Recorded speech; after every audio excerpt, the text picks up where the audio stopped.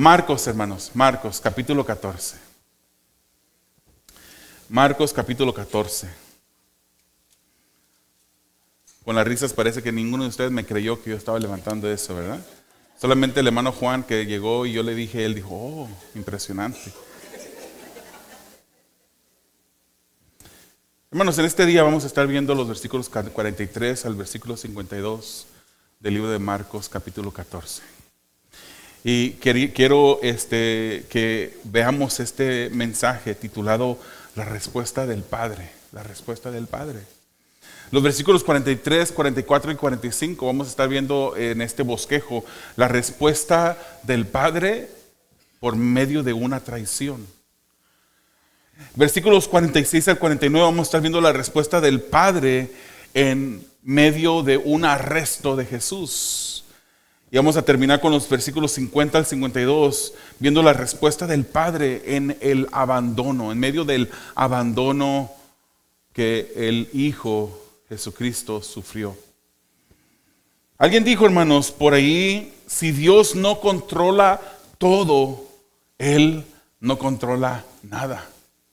Si Dios no controla todo, Él no controla nada. Por favor, dígale a su vecino que está ahí, dígale, si Dios no controla todo, Él no controla nada. Hay personas, hermanos, que piensan que están en completa autonomía, en completo control de sus vidas. Hay personas que se refugian tras el argumento del libre albedrío y muchas personas lo han usado. Pero yo voy a decir una cosa, muchos de nosotros malentendemos lo que quiere decir el libre albedrío. Hay un misterio en esto también. Porque es cierto que nosotros no somos robots. Es cierto que Dios nos ha dado a nosotros la habilidad de tomar decisiones. Pero en el ámbito espiritual, hermanos, el libre albedrío, de acuerdo con las Escrituras, es algo que siempre nos ha llevado a todas las personas que han caminado en esta tierra, con excepción de Jesús, nos han llevado al pecado. La palabra del Señor dice que no hay ni uno bueno. La palabra del Señor nos dice que todos nos hemos descarriado, todos nos hemos descarriado como ovejas. No hay ninguno que ha decidido hacer lo bueno, no hay ninguno que haya tenido la posibilidad ni la habilidad para poder guardar los mandamientos de Dios a la perfección. El libre albedrío es algo que nosotros podemos aceptar y conocer, pero entenderlo de acuerdo a las Escrituras es algo muy diferente a como la gente hoy en día lo usa. El hombre, hermanos, dejado a su propio designio, siempre decidirá el camino del pecado. Es por eso por lo que necesitamos de Dios en nuestras vidas. Es por eso que necesitamos de su poder, de su misericordia y de su gracia para poder responder incluso positivamente al Evangelio. Es Dios el que nos dio vida, hermanos, a nosotros. Cuando estábamos muertos, no teníamos deseo de seguirlo a Él. No había lo suficiente bueno en nosotros para poder hacer una decisión de seguirle a Él. Es el Espíritu Santo que en nuestras vidas nos trajo a Él.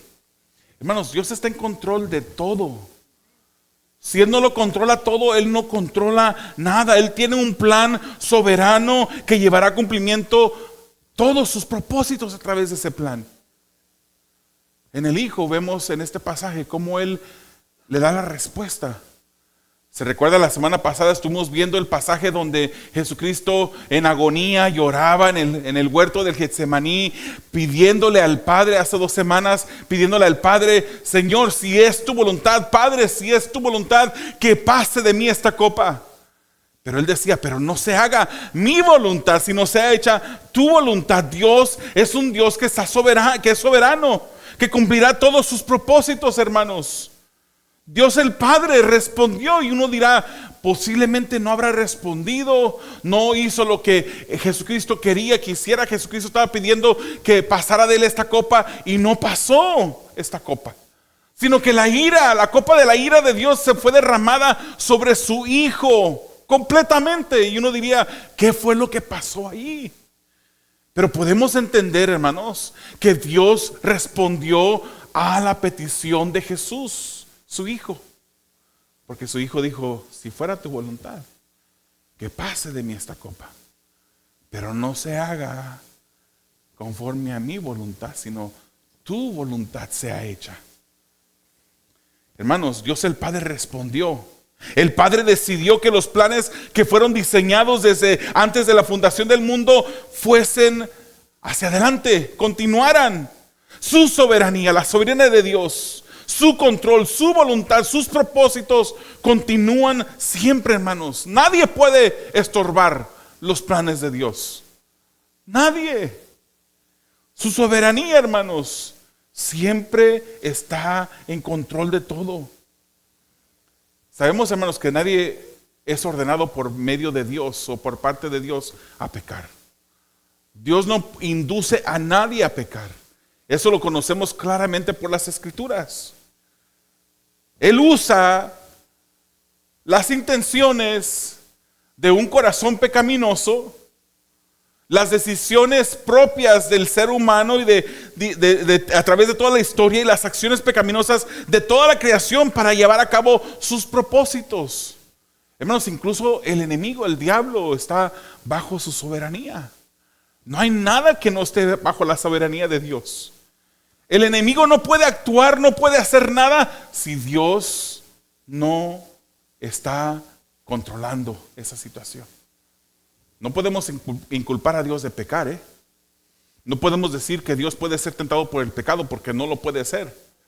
Él no induce, Él no mueve. Él no fue el que puso en el corazón de Lucifer en el cielo que quisiera tomar el trono de Dios para luego ser expulsado. Él no lo hizo. Simplemente sabemos que Dios usa esas intenciones y acciones de toda la creación. Y el enemigo, hermanos, el enemigo de nuestras vidas, el padre de mentira, es un ser creado. Si Dios no controla todo, no controla nada. Dios no pierde el control, hermanos. Ni en el momento del cáncer que está pasando alguna persona, en el momento de necesidad, en el momento de dificultad, cuando ha llegado una enfermedad a su vida, en el momento de escasez, en el momento cuando no hay trabajo, Dios sigue estando en control. Querida iglesia, tenemos un Dios que es grande, un Dios inmensamente grande, y debemos de conocer a ese Dios que está en control de nuestras vidas y Él da la respuesta.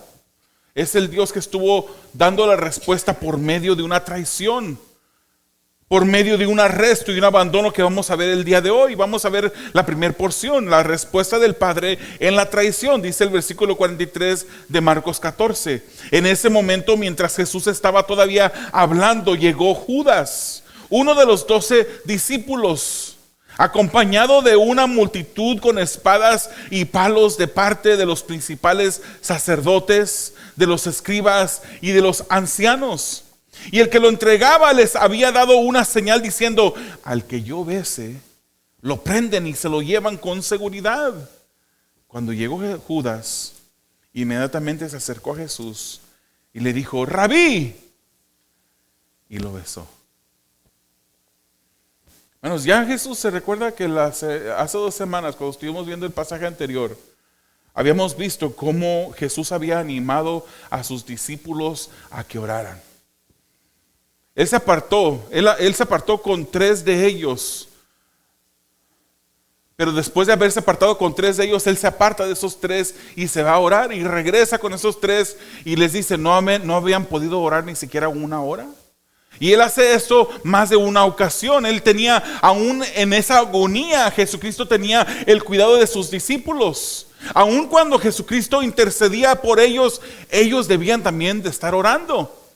Y regresaba y les decía: no han podido orar ni siquiera 1 hora. Y les decía: oren para que no caigan en tentación. La tentación, el momento de la prueba, siempre va a venir. Y si al cristiano ese momento de la tribulación, duda, tentación, prueba, lo agarra bien orado, bien en comunión con el Señor, va a ser una historia totalmente diferente. Ya Jesús había animado a sus discípulos a que oraran. En este momento, hermanos, se acercaba la prueba a la que Jesús hablaba anteriormente. Aún estaba hablando con los discípulos, dice las Escrituras, cuando llega Judas, y Marcos se asegura de identificar bien qué Judas era el que llegaba, porque Judas era un nombre popular, común en aquel tiempo. Él dice, Judas, el que era de los 12 discípulos. Ese era el Judas que llegaba. Esto no solo trae un reconocimiento, hermanos, sobre la persona específica que entregaba y traicionaba a Jesús, sino que también trae una familiaridad sobre el que lo traicionaba. Yo no sé si usted ha sufrido alguna traición en algún momento. Que personas que estaban cerca de repente se voltean y parecen ser personas que ni siquiera conoció, aunque usted conoció mucho tiempo. Hermanos, Judas anduvo con el maestro. El maestro no le hizo nada a Judas más que le hizo bien a Judas. Le dio de comer. Le enseñó, le dio de sus enseñanzas. Lo hizo partícipe de la bendición de las enseñanzas. Pero este Judas siguió sin arrepentirse. La palabra claramente nos habla y nos dice que Judas no se salvó. Él fue el hijo de perdición. Pero este Judas, que estaba familiarizado con Jesús, que había comido con él, que lo había acompañado por 3 años, es el que ahora lo entregaba, hermanos. De hecho, Judas supo en dónde estaba Jesús. En aquel tiempo no habían GPS. No es que le puso un AirTag a la bolsa de uno de los discípulos para saber dónde estaban los discípulos. La palabra del Señor nos dice en Juan 18 que Jesucristo había ido varias veces a ese lugar a juntarse con sus discípulos. Ya Judas conocía los lugares en donde se congregaba Jesús con sus discípulos. Nos llama la atención, hermanos, que no llega solo, llega con una gran multitud que venían bajo la voluntad de los líderes religiosos del tiempo.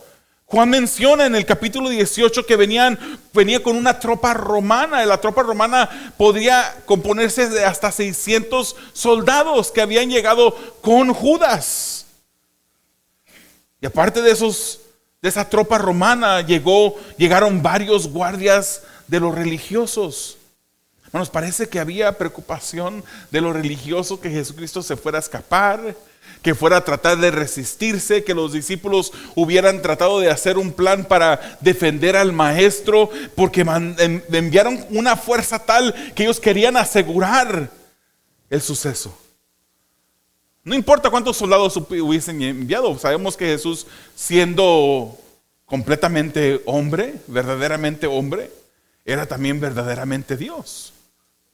Él con una sola palabra hubiese podido haber hecho que esos soldados corrieran.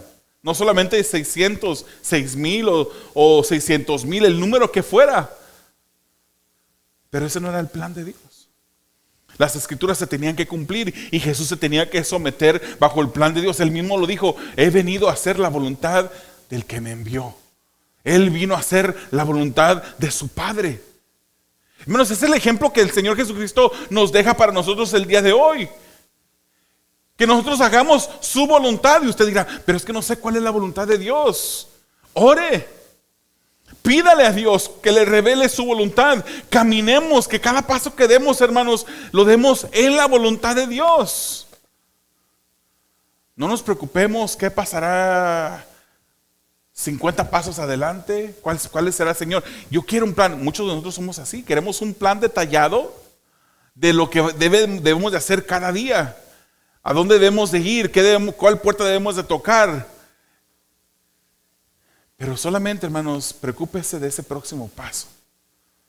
Estemos en la voluntad de Dios y pidámosle a Dios, Señor, revélame ese próximo paso que debo de dar.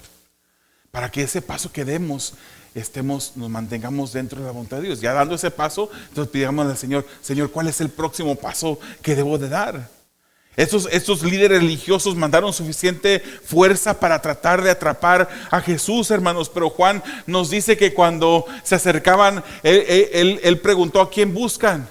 Y cuando él dice yo soy, él usaba ese mismo título que usó el Señor Jesús, Jehová, perdón, en el Antiguo Testamento. Usted lo puede leer en el libro de Éxodo, cuando se dice el yo soy es el que te envía. Y dice que cuando él dijo yo soy, todos esos soldados que venían cayeron para atrás. Ese era el poder de Jesús. Él podía haber hecho otra cosa que no fuera la voluntad del Padre.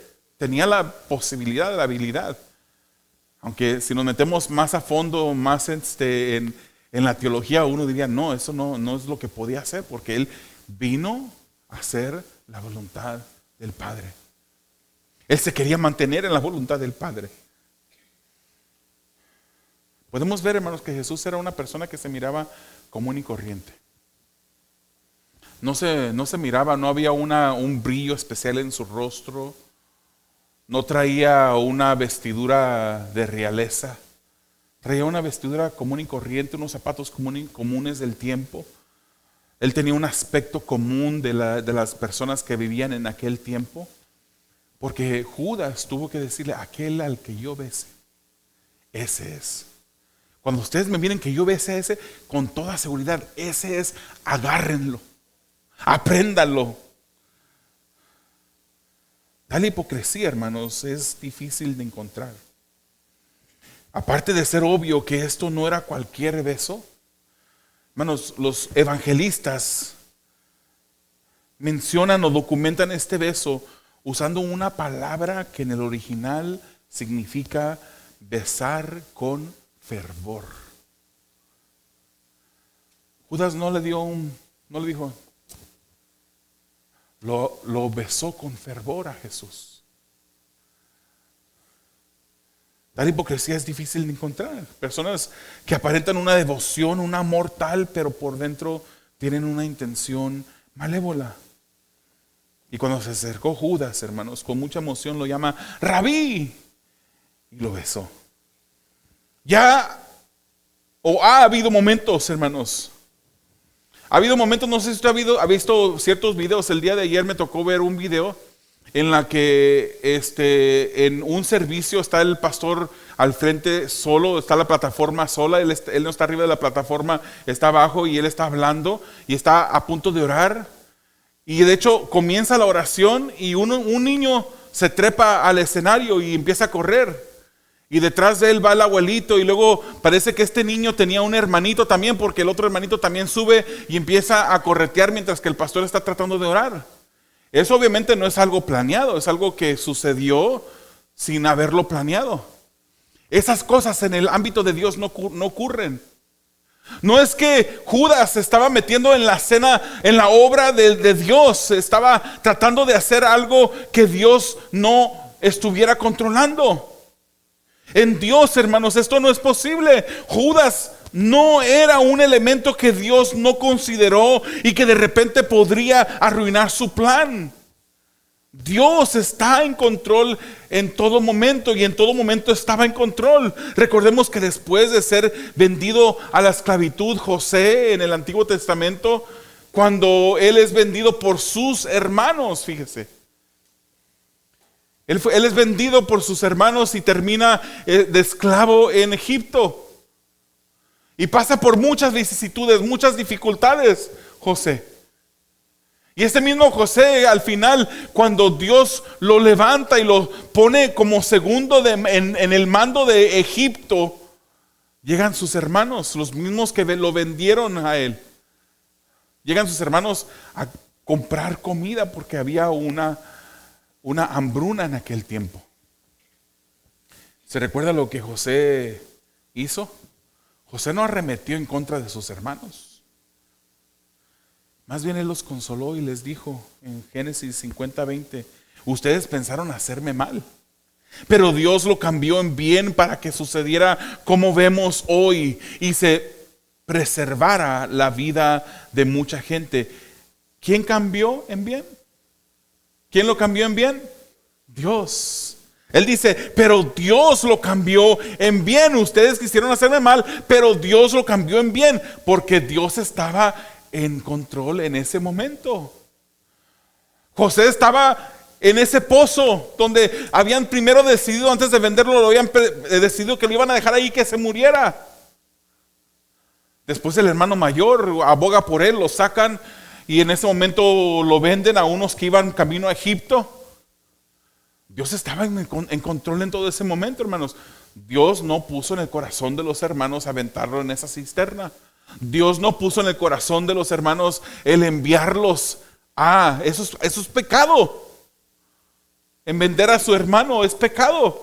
Pero Dios usó esas determinaciones pecaminosas para hacer que su voluntad se cumpliera.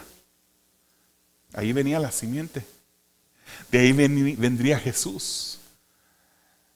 Si muere el hermano de José, Judá, por esa hambruna que había, no hubiese simiente. Pero como Dios está en control, hermanos, en todo momento sucedió lo que estaba en el plan de Dios.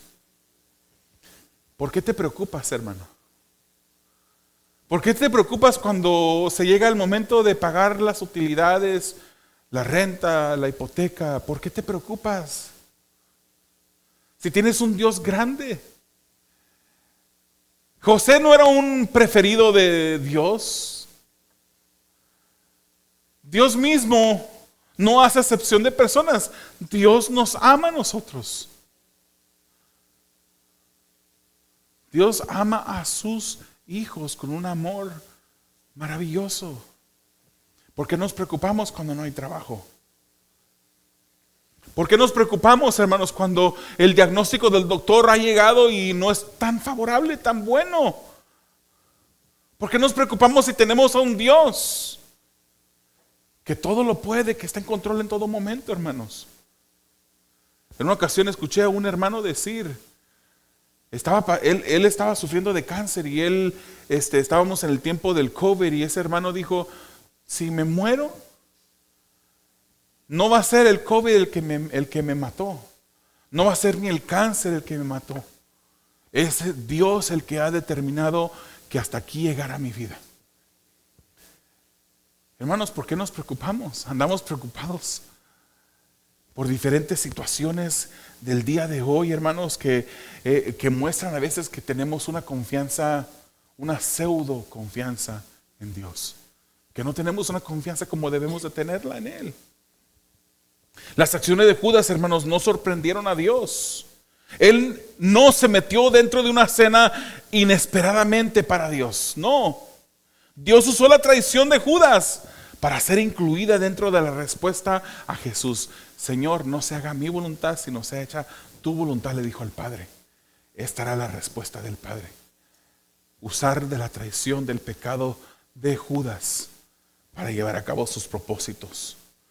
Todo lo que sucedió debía suceder, hermanos, porque era lo que estaba escrito en las Escrituras. La Escritura se cumple, hermanos. La voluntad de Dios se cumple en medio de la traición y la dificultad. Aun cuando en la vida la traición sea un elemento doloroso, Dios siempre cumplirá sus propósitos y su voluntad en nuestras vidas. Veamos la segunda parte, hermanos. Veamos el arresto de Jesús. Versículos 46 al 49. La respuesta del Padre en el arresto.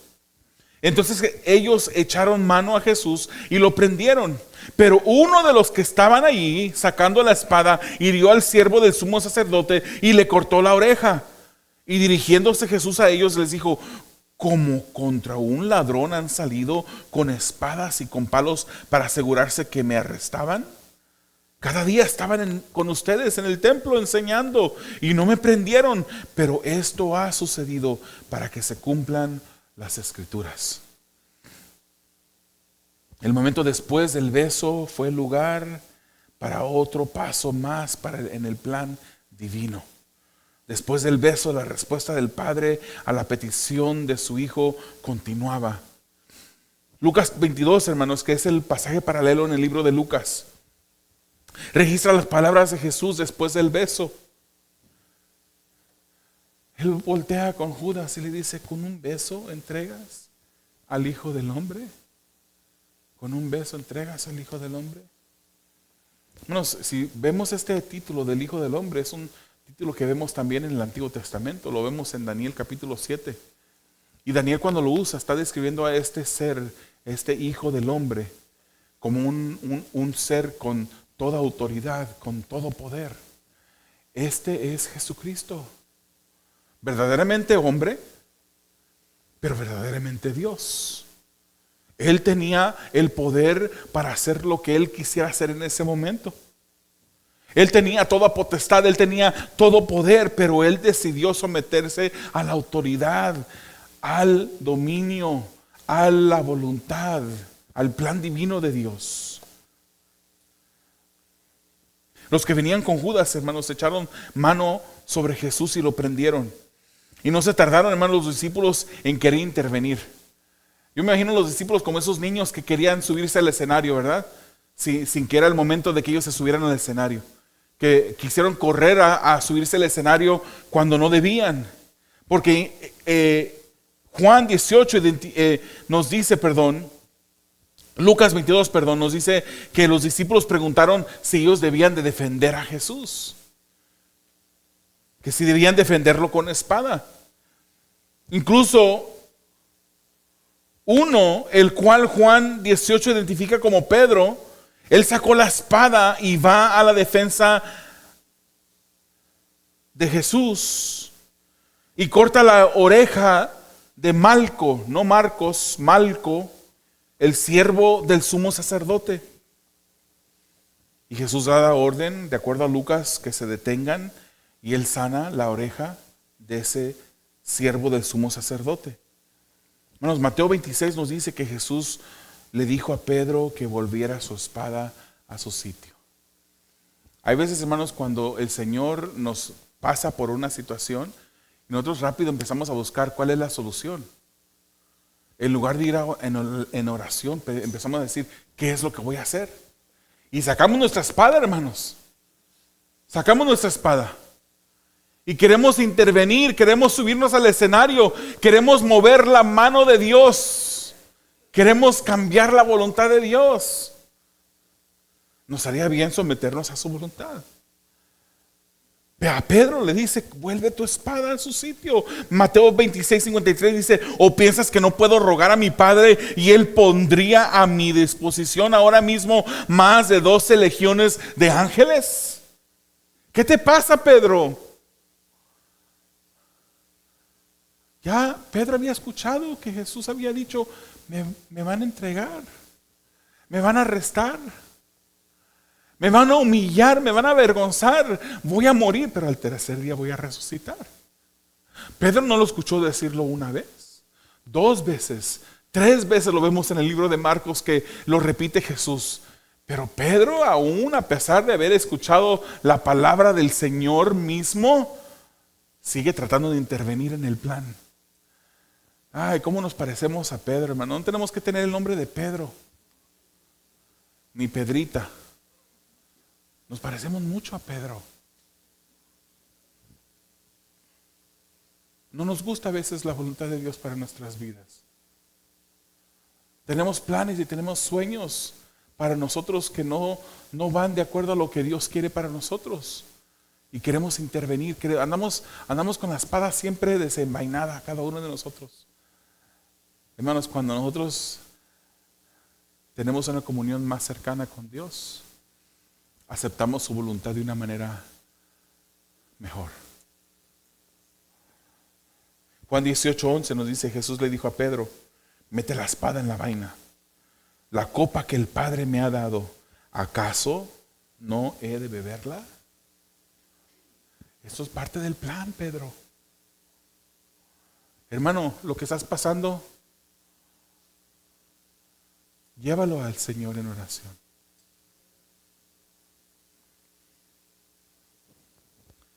Puede que lo que estés pasando en este momento tú no lo hayas causado y estés pasando por un sufrimiento fuerte. Puede que estés pasando por un sufrimiento fuerte que tú mismo has causado en tu vida. Pero sea una o sea la otra, Dios sigue estando en control. Y Dios seguirá usando lo que está pasando en tu vida para llevar a cabo sus propósitos en tu vida. Confía en Él. De que vamos a llegar a donde Dios quiere llevarnos, vamos a llegar, hermanos. El sufrimiento que pases del punto A al punto B, esa es tu decisión. Pero aún sigues estando bajo control de Dios. Hay un misterio allí, ¿verdad? Ya el Padre le había dado la respuesta. Jesús estaba viviendo la respuesta del Padre. El arresto debía suceder porque era parte de la respuesta del Padre en su plan divino, hermanos. Aun cuando Jesús no era un ladrón, aun cuando lo podían haber arrestado estando en el templo enseñando, aun cuando no tiene sentido el que mandaran a tanta gente tras de él, aun cuando no tiene sentido que lo hicieran a esas horas de la noche, aun cuando no tiene sentido que lo arrestaran en ese lugar, Jesús reconoció siempre que para la Escritura el plan de Dios se debía de cumplir. Todo lo que sucedió debía suceder, hermanos, porque era lo que estaba escrito en las Escrituras. La Escritura se cumple, hermanos. La Escritura se cumple. El cielo y la tierra va a pasar, hermanos, pero la palabra de Dios permanecerá para siempre. La voluntad de Dios se cumple en medio del arresto. Aun cuando en la vida las acciones o las situaciones difíciles parecieran arrestarnos, Dios siempre cumplirá su propósito y su voluntad en nuestras vidas. Dios cumplirá su voluntad aun cuando las cosas parecen no tener sentido.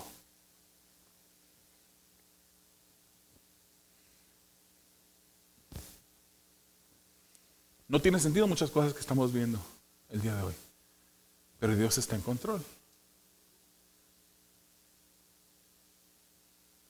En la semana que no estuve aquí, sucedió un evento difícil.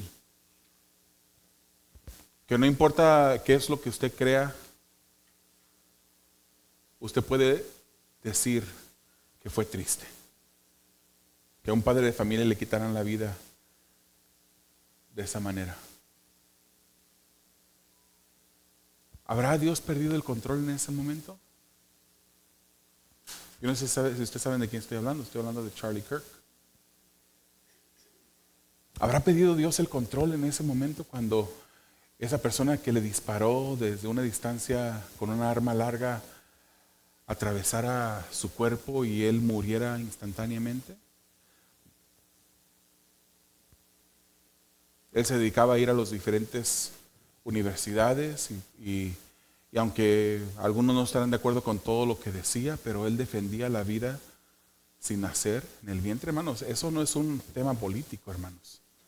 Es un tema moral que a Dios le ofende. La vida sin nacer debe ser protegida. Él defendía el matrimonio entre un hombre y una mujer de acuerdo a las Escrituras. Eso no es un tema político, hermanos. Eso es un tema moral. Moral. Que a Dios le ofende cuando la sociedad ha querido torcer y ha querido cambiar el diseño original de Dios. Y lo matan. ¿Perdió Dios el control en ese momento? ¿Qué pasó? Yo no sé, hermanos, lo que pasó. Yo no sé lo que va a pasar. Pero Dios sigue estando en control. Dios sabe lo que está haciendo. Y Él siempre, hermanos, ha de llevarse la gloria de todo lo que sucede en la vida, en la tierra. Hermanos, la respuesta del Padre en el abandono. Marcos 14, 50-52. Dice, y abandonando a Jesús, todos huyeron. Abandonando a Jesús, todos huyeron. Cierto joven seguía a Jesús vestido solo con una sábana sobre su cuerpo desnudo y lo prendieron. Pero él, dejando la sábana, escapó desnudo. La escena que vivían los discípulos, hermanos, era una escena inesperada. Hermanos, ellos no esperaban que el maestro, que el Mesías, el que había venido a libertarlos de la opresión romana, el que había venido a quitarles esa opresión, ahora se ha arrestado. Eso no concordaba en la imagen, en lo que ellos se imaginaban, en lo que ellos deseaban, en lo que ellos estaban diseñando en sus propias mentes. ¿Cómo es que Jesús cayera arrestado? Ya Jesús les había dicho que lo abandonarían, hermanos, en el pasaje anterior. Pero para los discípulos la historia de Jesús no debía de terminar así, con un arresto. Él era el Mesías. Pero tal y como Jesús les anunció, así sucedió. Todos lo abandonaron, todos huyeron en el momento de la dificultad. No supieron qué hacer, no supieron aceptar la voluntad del Padre y corrieron. En el momento de la dificultad, muchos de nosotros queremos huir a la situación. Pero debemos de doblar rodilla en ese momento, hermanos. No le llame al compadre, no le llame al banco, no le llame al doctor para hacer una cita sin antes haber orado primero. Doblado rodilla, pidiéndole a Dios que Él le ayude en ese momento de necesidad. La historia de este joven, hermanos, que mencionan las escrituras es un tanto oscura. No sabemos ni siquiera el nombre de esta persona que andaba desnudo con una sábana siguiendo a Jesús. No sabemos quién era él. Algunos comentaristas dicen que era Marcos, incluso el escritor del libro de Marcos. Marcos es el único que incluye la presencia de este joven dentro de esta historia. Lo que parece que sí conocemos es que este joven era simpatizante de Jesús, lo seguía a Jesús. Parece como que a la medianoche escuchó algo y fue donde estaba Jesús. En algún momento de la historia de esa noche, alguien lo miró, los soldados lo miraron y quisieron atraparlo para capturarlo. Pero él huye desnudo, deja su sábana y se va. Bueno, si la desnudez en este contexto, en este tiempo y hoy día también, es señal de vergüenza.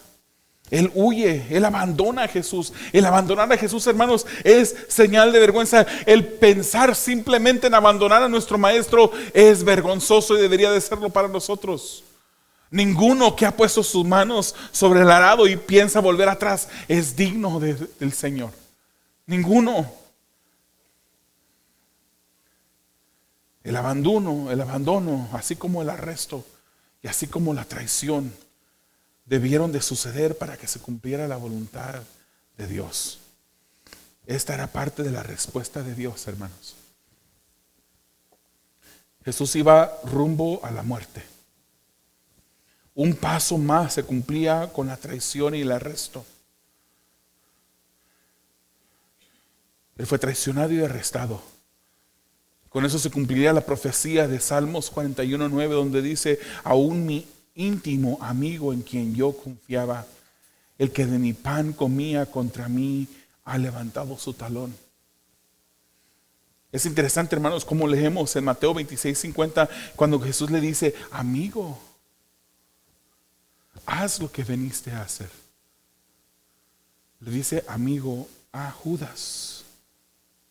Jesús fue arrestado, hermanos. Jesús fue arrestado aproximadamente a la medianoche.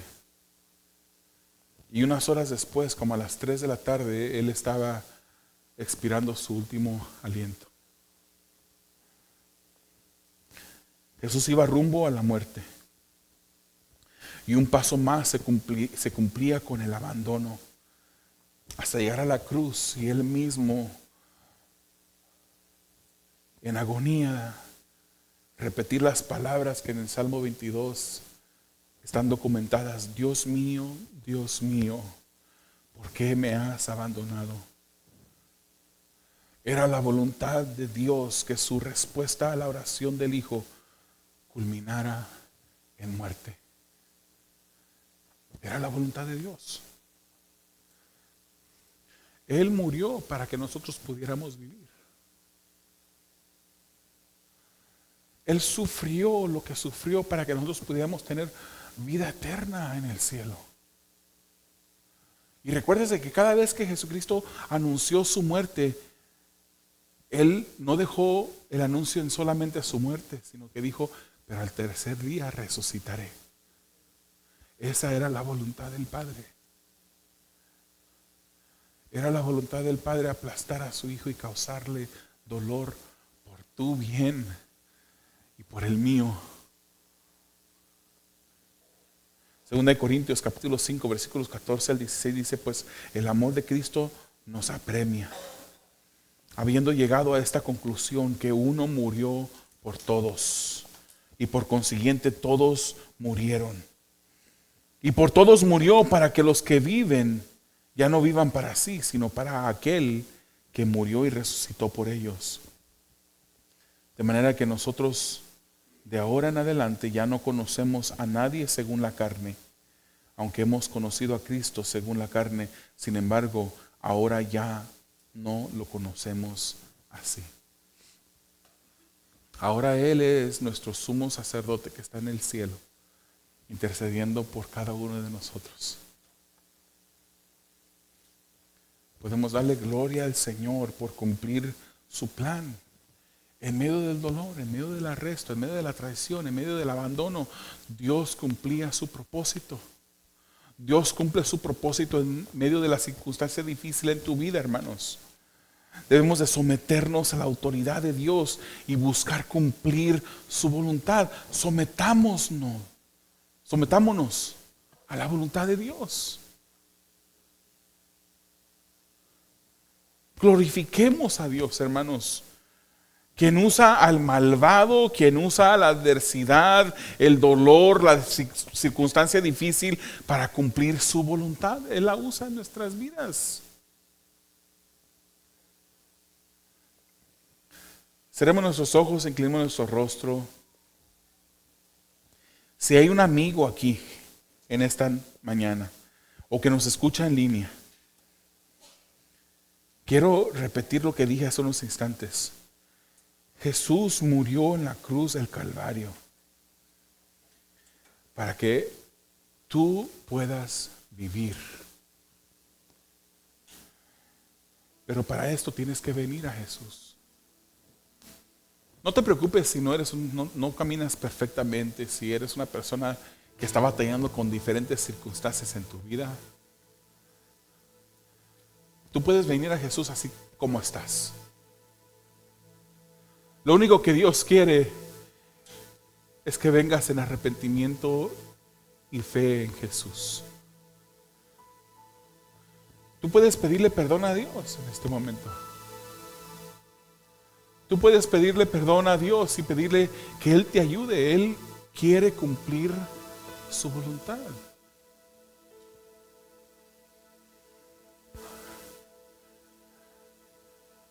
Dios ha escogido en su voluntad que por medio de la predicación de la palabra, los que no le conocen y no tienen fe en Él, vengan a conocerle. Es el Espíritu de Dios el que pone fe en el ser humano para creer. Porque estábamos muertos. Él nos dio vida cuando estábamos muertos. Posiblemente tú sigues muerto en tus pecados, en tus transgresiones. Pero Él murió para que tú pudieras vivir. Pon tu fe en Jesús en este día. Pídele perdón por tus pecados y serás salvo.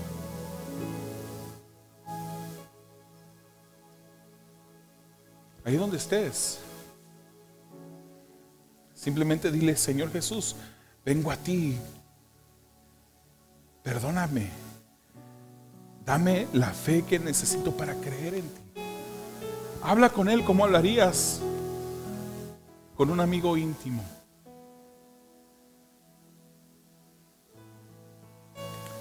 Señor, te alabamos y bendecimos tu santo nombre porque eres bueno, Señor. En todo momento, Señor, tú eres Dios. En todo momento tú estás en control. En todo momento, Señor, tú eres digno de recibir honra y gloria, Señor. Ayúdanos a nosotros, Padre. Queremos obedecerte, queremos seguir tu voluntad. Queremos someternos bajo tu autoridad en todo momento, Señor. No queremos ser, Señor, como los discípulos que en este momento, aún después, aún cuando sabían la voluntad del Padre, querían intervenir en ella. Ayúdanos, Señor, a seguirte. Ayúdanos a escuchar tu voz claramente a través de tu palabra. Y que podamos, Señor, obedecerte, caminar más cerca de ti cada día. Sí, Señor, tú usas la adversidad. Tú usas la circunstancia difícil en nuestras vidas para mostrar tu gran poder. Parte de tu voluntad, Señor, es que tú seas glorificado, que tú seas honrado. Tú eres honrado, Señor, en todo lo que pasa.